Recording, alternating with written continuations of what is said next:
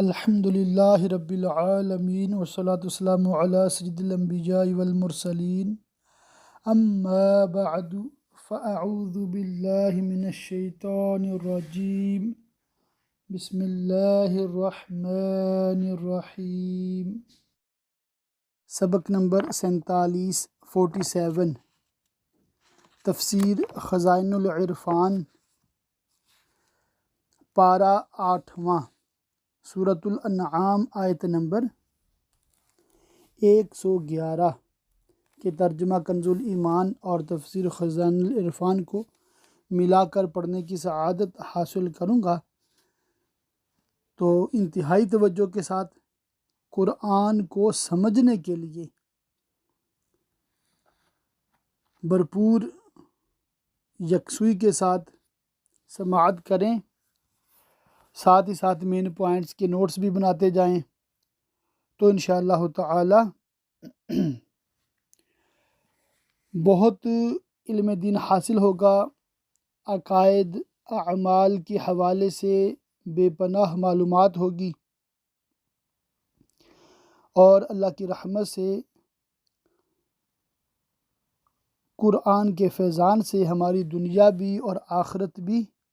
بہت اچھی ہوگی انشاءاللہ تعالی۔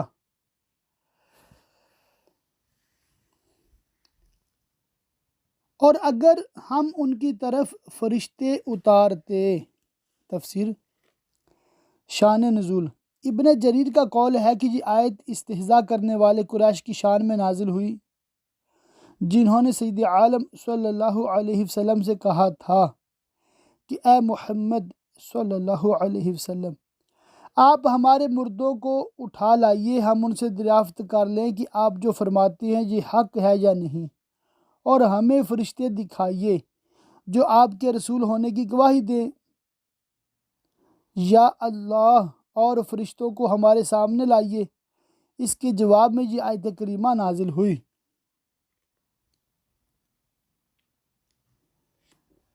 اور اگر ہم ان کی طرف فرشتے اتارتے اور ان سے مردے باتیں کرتے اور ہم ہر چیز ان کے سامنے اٹھا لاتے جب بھی وہ ایمان لانے والے نہ تھے، وہ اہل شقاوت ہیں، مگر یہ کہ خدا چاہتا۔ اس کی مشیت جو ہوتی ہے وہی ہوتا ہے، جو اس کے علم میں اہل سعادت ہے وہ ایمان سے مشرف ہوتے ہیں، لیکن ان میں بہت نیرے جاہل ہیں، نہیں جانتے کہ یہ لوگ وہ نشانیاں بلکہ اس سے زیادہ دیکھ کر بھی ایمان لانے والے نہیں۔ اور اسی طرح ہم نے ہر نبی کے دشمن کیے ہیں آدمیوں اور جنوں میں کے شیطان، کہ ان میں ایک دوسرے پر خفیہ ڈالتا ہے بناوٹ کی بات، یعنی وسوسے اور فریب کی باتیں اغوا کرنے یعنی بہکانے کے لیے، دھوکے کو، اور تمہارا رب چاہتا تو وہ ایسا نہ کرتے، لیکن اللہ تعالیٰ اپنے بندوں میں سے جسے چاہتا امتحان میں ڈالتا ہے تاکہ اس کے محنت پر صابر رہنے سے ظاہر ہو جائے کہ یہ جزیل ثواب پانے والا ہے، تو انہیں ان کی بناوٹوں پر چھوڑ دو، اللہ انہیں بدلہ دے گا، رسوا کرے گا اور آپ کی مدد فرمائے گا۔ اور اس لیے کہ اس بناوٹ کی بات کی طرف ان کے دل جھکیں جنہیں آخرت پر ایمان نہیں، اور اسے پسند کریں اور گناہ کمائیں جو انہیں گناہ کمانا ہے، تو کیا اللہ کے سوا میں کسی اور کا فیصلہ چاہوں، اور وہی ہے جس نے تمہاری طرف مفصل کتاب اتاری، یعنی قرآن شریف جس میں امر و نہی، وعدہ و وعید اور حق و باطل کا فیصلہ ہے، اور میرے صدق کی شہادت اور تمہارے افطراء کا بیان ہے۔ شان نزول۔ سید عالم صلی اللہ علیہ وسلم سے مشرکین کہا کرتے تھے کہ آپ ہمارے اور اپنے درمیان ایک حکم مقرر کیجئے، ان کے جواب میں یہ آیت نازل ہوئی۔ اور جن کو ہم نے کتاب دی وہ جانتے ہیں کہ یہ تیرے رب کی طرف سے سچ اترا ہے،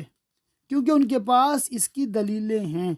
تو اے سننے والے، تو ہرگز شک والوں میں نہ ہو، اور پوری ہے تیرے رب کی بات سچ اور انصاف میں، اس کی باتوں کا کوئی بدلنے والا نہیں، نہ کوئی اس کی قضا کا تبدیل کرنے والا، نہ حکم کا رد کرنے والا، نہ اس کا وعدہ خلاف ہو سکے۔ بعض مفسرین نے فرمایا کہ کلام جب تام ہے تو وہ قابل نقص و تغیر نہیں، اور وہ قیامت تک تحریف و تغیر سے محفوظ ہے۔ بعض مفسرین فرماتے ہیں معنی یہ ہیں کہ کسی کی قدرت نہیں کہ قرآن پاک کی تحریف کر سکے، کیونکہ اللہ تعالیٰ اس کی حفاظت کا ضامن ہے، اور وہی ہے سنتا جانتا۔ اور اے سننے والے، زمین میں اکثر وہ ہیں کہ تو ان کے کہے پر چلے تو تجھے اللہ کی راہ سے بہکا دیں، وہ صرف گمان کے پیچھے ہیں، اپنے جاہل اور گمراہ باپ دادا کی تقلید کرتے ہیں،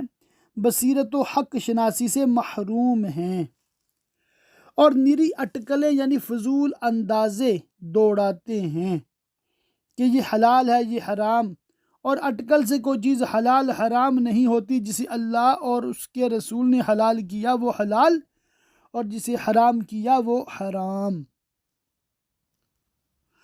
تیرا رب خوب جانتا ہے کہ کون بہکا اس کی راہ سے، اور وہ خوب جانتا ہے ہدایت والوں کو۔ تو کھاؤ اس میں سے جس پر اللہ کا نام لیا گیا، یعنی جو اللہ کے نام پر ذبح کیا گیا، نہ وہ جو اپنی موت مرا یا بتوں کے نام پر ذبح کیا گیا، وہ حرام ہے۔ حلت اللہ کے نام پر ذبح ہونے سے متعلق ہے۔ یہ مشرکین کے اس اعتراض کا جواب ہے کہ جو انہوں نے مسلمانوں پر کیا تھا کہ تم اپنا قتل کیا ہوا تو کھاتے ہو، اور اللہ کا مارا ہوا یعنی جو اپنی موت مرے اس کو حرام جانتے ہو، اگر تم اس کی آیتیں مانتے ہو۔ اور تمہیں کیا ہوا کہ اس میں سے نہ کھاؤ جس ذبیحہ پر اللہ کا نام لیا گیا، وہ تو تم سے مفصل بیان کر چکا جو کچھ تم پر حرام ہوا۔ مسئلہ اس سے ثابت ہوا کہ حرام چیزوں کا مفصل ذکر ہوتا ہے، اور ثبوت حرمت کے لیے حکم حرمت درکار ہے، اور جس چیز پر شریعت میں حرمت یعنی حرام ہونے کا حکم نہ ہو وہ مباح ہے، مگر جب تمہیں اس سے مجبوری ہو تو عند الاضطرار قدر ضرورت روا ہے، یعنی شدید مجبوری کے وقت بقدر ضرورت جائز ہے۔ اور بے شک بتیرے اپنی خواہشوں سے گمراہ کرتے ہیں بے جانے، بے شک تیرا رب حد سے بڑھنے والوں کو خوب جانتا ہے۔ اور چھوڑ دو کھلا اور چھپا گناہ، وہ جو گناہ کماتے ہیں عنقریب اپنی کمائی کی سزا پائیں گے۔ اور اسے نہ کھاؤ جس پر اللہ کا نام نہ لیا گیا، وقت ذبح، نہ تحقیقاً نہ تقدیراً، خواہ اس طرح کہ وہ جانور اپنی موت مر گیا ہو، یا اس طرح کہ اس کو بغیر تسمیہ کے یا غیر خدا کے نام پر ذبح کیا گیا ہو، یہ سب حرام ہیں۔ لیکن جہاں مسلمان ذبح کرنے والا وقت ذبح بسم اللہ اللہ اکبر کہنا بھول گیا، وہ ذبح جائز ہے، وہاں ذکر تقدیری ہے، جیسا کہ حدیث شریف میں وارد ہوا۔ اور وہ بے شک حکم عدولی ہے، اور بے شک شیطان اپنے دوستوں کے دلوں میں ڈالتے ہیں کہ تم سے جھگڑیں، اور اگر تم ان کا کہنا مانو اور اللہ کے حرام کیے ہوئے کو حلال جانو تو اس وقت تم مشرک ہو، کیونکہ دین میں حکم الہی کو چھوڑنا اور دوسرے کے حکم کو ماننا، اللہ کے سوا اور کو حاکم قرار دینا شرک ہے۔ اور کیا وہ کہ مردہ تھا تو ہم نے اسے زندہ کیا، مردہ سے کافر اور زندہ سے مومن مراد ہے، کیونکہ کفر قلوب کے لیے موت ہے اور ایمان حیات ہے، اور اس کے لیے ایک نور کر دیا۔ نور سے ایمان مراد ہے جس کی بدولت آدمی کفر کی تاریکیوں سے نجات پاتا ہے۔ قتادہ کا قول ہے کہ نور سے کتاب اللہ یعنی قرآن مراد ہے، جس سے لوگوں میں چلتا ہے اور بنا حاصل کر کے راہ حق کا امتیاز کر لیتا ہے، وہ اس جیسا ہو جائے گا جو اندھیریوں میں ہے۔ کفر و جہل و تیرہ باطنی کی یہ ایک مثال ہے جس میں مومن و کافر کا حال بیان فرمایا گیا ہے کہ ہدایت پانے والا مومن اس مردہ کی طرح ہے جس نے زندگانی پائی اور اس کو نور ملا جس سے وہ مقصود کی راہ پاتا ہے، اور کافر اس کی مثل ہے جو طرح طرح کی اندھیریوں میں گرفتار ہوا اور اس سے نکل نہ سکے، ہمیشہ حیرت میں مبتلا رہے۔ یہ دونوں مثالیں ہر مومن و کافر کے لیے عام ہیں، اگرچہ بقول حضرت ابن عباس رضی اللہ تعالیٰ عنہما ان کا شان نزول یہ ہے کہ ابو جہل نے ایک روز سید عالم صلی اللہ علیہ وسلم پر کوئی نجس چیز پھینکی تھی۔ اس روز حضرت امیر حمزہ رضی اللہ تعالیٰ عنہ شکار کو گئے ہوئے تھے۔ جس وقت وہ ہاتھ میں کمان لیے ہوئے شکار سے واپس آئے تو انہیں اس واقعے کی خبر دی گئی۔ گو ابھی تک وہ ایمان سے مشرف نہ ہوئے تھے، مگر یہ خبر سن کر ان کو نہایت طیش آیا اور وہ ابو جہل پر چڑھ گئے اور اس کو کمان سے مارنے لگے، اور ابو جہل عاجزی اور خوشامد کرنے لگا اور کہنے لگا، اے ابو جعلہ، حضرت امیر حمزہ رضی اللہ تعالیٰ عنہ کی کنیت ہے، کہ آپ نے نہیں دیکھا کہ محمد مصطفیٰ صلی اللہ علیہ وسلم کیسا دین لائے،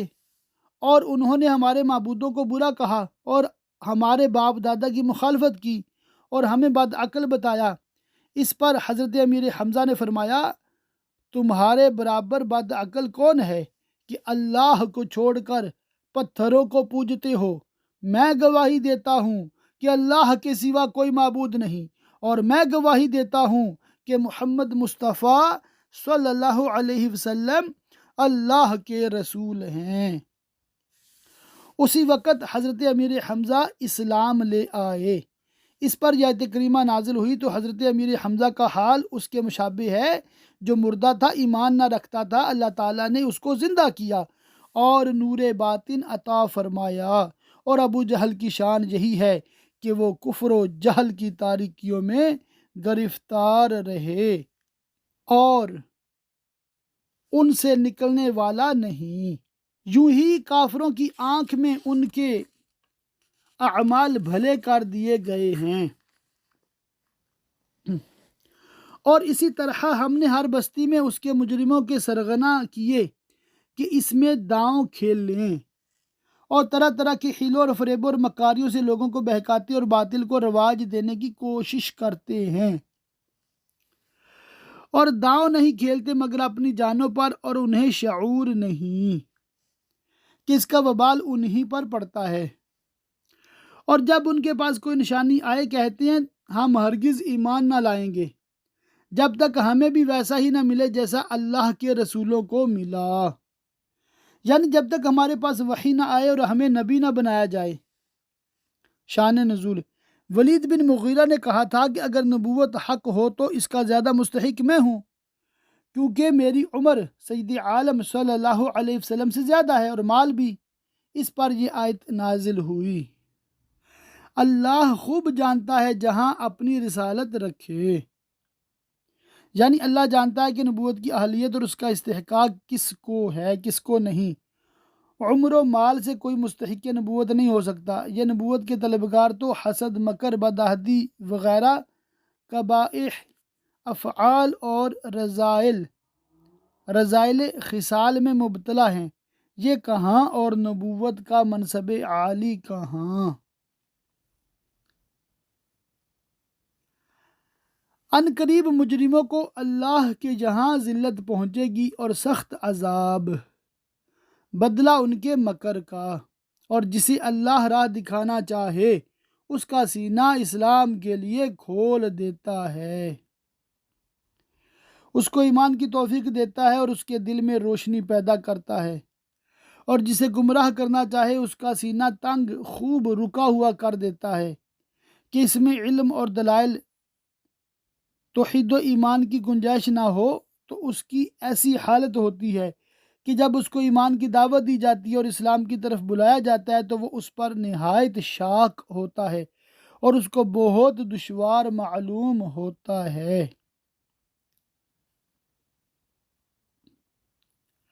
گویا کسی کی زبردستی سے آسمان پر چڑھ رہا ہے۔ اللہ یوں ہی عذاب ڈالتا ہے ایمان نہ لانے والوں کو۔ اور یہ دین اسلام تمہارے رب کی سیدھی راہ ہے۔ ہم نے آیتیں مفصل بیان کر دی نصیحت ماننے والوں کے لیے۔ ان کے لیے سلامتی کا گھر ہے اپنے رب کے یہاں، اور وہ ان کا مولا ہے۔ یہ ان کے کاموں کا پھل ہے۔ اور جس دن ان سب کو اٹھائے گا اور فرمائے گا، اے جن کے گروہ، تم نے بہت آدمی گھیر لیے، ان کو بہکایا اور اغوا کیا، اور ان کے دوست آدمی عرض کریں گے، اے ہمارے رب، ہم میں ایک نے دوسرے سے فائدہ اٹھایا۔ اس طرح کے انسانوں نے شہوات و معاصی میں ان سے مدد پائی، اور جنہوں نے انسانوں کو اپنا مطیع بنایا آخر کار اس کا نتیجہ پایا۔ اور ہم اپنی اس میعاد کو پہنچ گئے جو تو نے ہمارے لیے مقرر فرمائی تھی۔ وقت گزر گیا، قیامت کا دن آ گیا، حسرت و ندامت باقی رہ گئی۔ فرمائے گا، آگ تمہارا ٹھکانہ ہے، ہمیشہ اس میں رہو مگر جسے خدا چاہے۔ حضرت ابن عباس رضی اللہ تعالیٰ عنہما نے فرمایا کہ یہ استثناء اس قوم کی طرف راجع ہے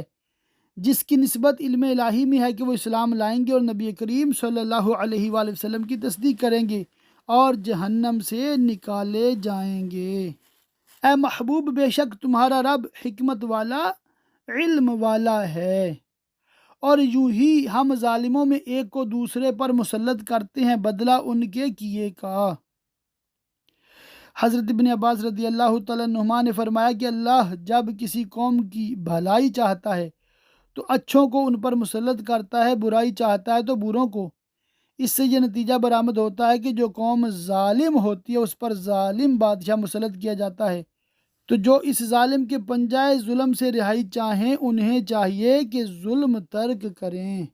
اے جنوں اور آدمیوں کے گروہ، کیا تمہارے پاس تم میں کے رسول نہ آئے تھے؟ تم پر میری آیتیں پڑھتے اور تمہیں یہ دن یعنی روز قیامت دیکھنے سے ڈراتے اور عذاب الہی کا خوف دلاتے، کہیں گے ہم نے اپنی جانوں پر گواہی دی۔ کافر جن اور انسان اقرار کریں گے کہ رسول ان کے پاس آئے اور انہوں نے ربانی پیام پہنچائے اور اس دن کے پیش آنے والے حالات کا خوف دلایا، لیکن کافروں نے ان کی تکذیب کی اور ان پر ایمان نہ لائے۔ کفار کا یہ اقرار اس وقت ہوگا جب کہ ان کے اعضاء و جوارح ان کے شرک و کفر کی شہادتیں دیں گے، اور انہیں دنیا کی زندگی نے فریب دیا اور خود اپنی جانوں پر گواہی دیں گے کہ وہ کافر تھے۔ قیامت کا دن بہت طویل ہوگا اور اس میں حالات بہت مختلف پیش آئیں گے۔ جب کفار مومنین کے انعام و اکرام اور عزت و منزلت کو دیکھیں گے تو اپنے کفر و شرک سے منکر ہو جائیں گے، اور اس خیال سے کہ شاید مکر جانے سے کچھ کام بنے، یہ کہیں گے یعنی خدا کی قسم ہم مشرک نہ تھے۔ اس وقت ان کے منہوں پر مہریں لگا دی جائیں گی اور ان کے اعضاء ان کے کفر و شرک کی گواہی دیں گے۔ اسی کی نسبت اس آیت میں ارشاد ہوا، یہ یعنی رسولوں کی بعثت، اس لیے کہ تیرا رب بستیوں کو ان کی معصیت اور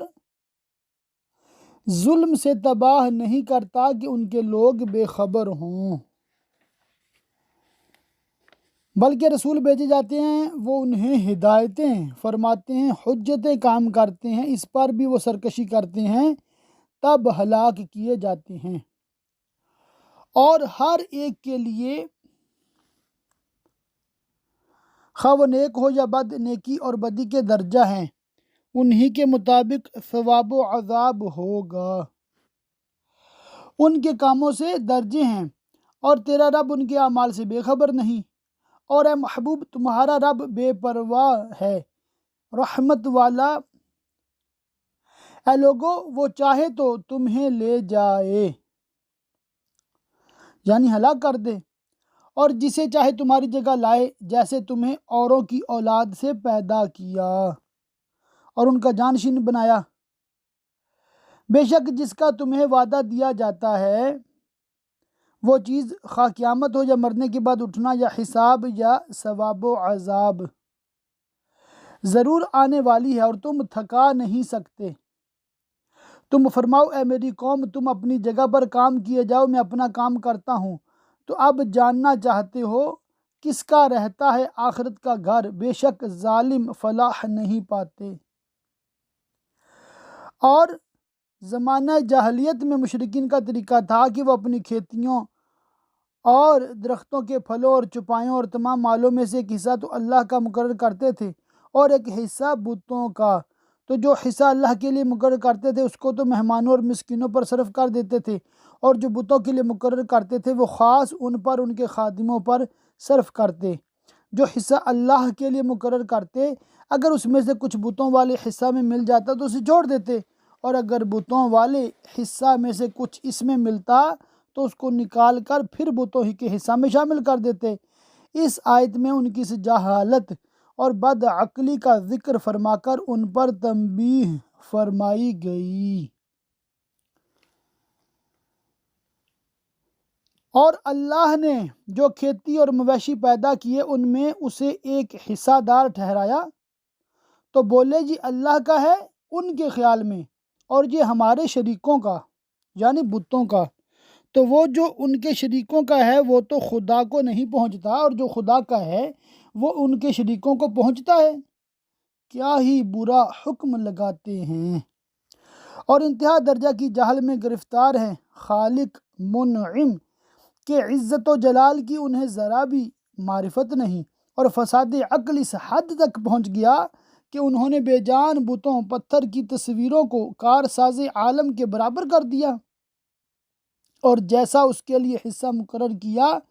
ایسا ہی بتوں کے لیے بھی کیا۔ بے شک یہ بہت ہی برا فعل اور انتہا جہل اور عظیم خطا و دلال یعنی گمراہی ہے۔ اس کے بعد ان کے جہل اور ضلالت کی ایک اور حالت ذکر فرمائی جاتی ہے۔ اور یوں ہی بہت مشرکوں کی نگاہ میں ان کے شریکوں نے اولاد کا قتل بھلا کر دکھایا۔ یہاں شریکوں سے مراد وہ شیاطین ہیں جن کی اطاعت کے شوق میں مشرکین اللہ تعالیٰ کی نافرمانی اور اس کی معصیت گوارا کرتے تھے، اور ایسے قبائح افعال اور جاہلانہ افعال کے مرتکب ہوتے تھے جن کو عقل صحیح کبھی گوارا نہ کر سکی، اور جن کی قباحت میں ادنا سمجھ کے آدمی کو بھی تردد نہ ہو۔ بت پرستی کی شامت سے وہ ایسے فساد عقل سے مبتلا ہوئے کہ حیوانوں سے بدتر ہو گئے، اور اولاد جس کے ساتھ ہر جاندار کو فطرتاً محبت ہوتی ہے، شیاطین کے اتباع میں اس کا بے گناہ خون کرنا انہوں نے گوارا کیا، اور اس کو اچھا سمجھنے لگے کہ انہیں ہلاک کریں اور ان کا دین ان پر مشتبہ کر دیں۔ حضرت ابن عباس رضی اللہ تعالیٰ عنہما نے فرمایا کہ یہ لوگ پہلے حضرت اسماعیل علیہ السلام کے دین پر تھے، شیاطین نے ان کو اغوا کر کے ان گمراہیوں میں ڈالا تاکہ انہیں دین اسماعیلی سے منحرف کرے، اور اللہ چاہتا تو ایسا نہ کرتے تو تم انہیں چھوڑ دو، وہ ہیں اور ان کے افطرا۔ اور بولے مشرکین اپنے بعض مویشیوں اور کھیتیوں کو اپنے باطل معبودوں کے ساتھ نامزد کر کے کہ یہ مویشی اور کھیتی روکی ہوئی، ممنوع الانتفاع، فائدہ اٹھانا منع ہے،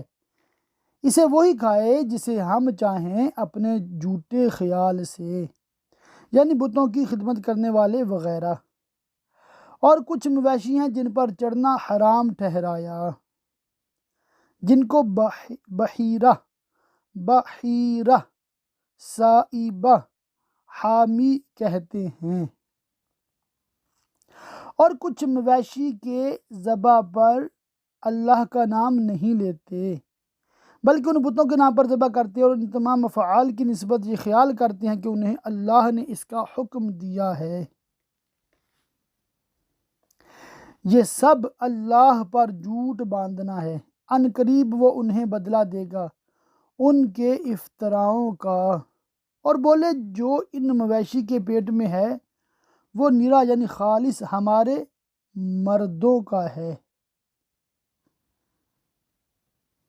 صرف انہی کے لیے حلال ہے اگر زندہ پیدا ہو، اور ہماری عورتوں پر حرام ہے، اور مرا ہوا نکلے تو وہ سب مرد و عورت اس میں شریک ہے۔ قریب ہے کہ اللہ انہیں ان کی ان باتوں کا بدلہ دے گا، بے شک وہ علم حکمت والا ہے۔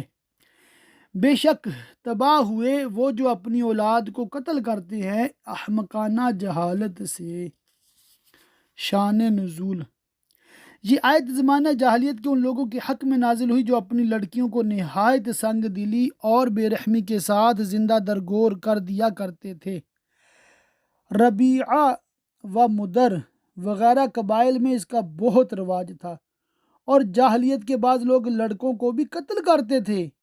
اور بے رحمی کا یہ عالم تھا کہ کتوں کی پرورش کرتے اور اولاد کو قتل کرتے تھے۔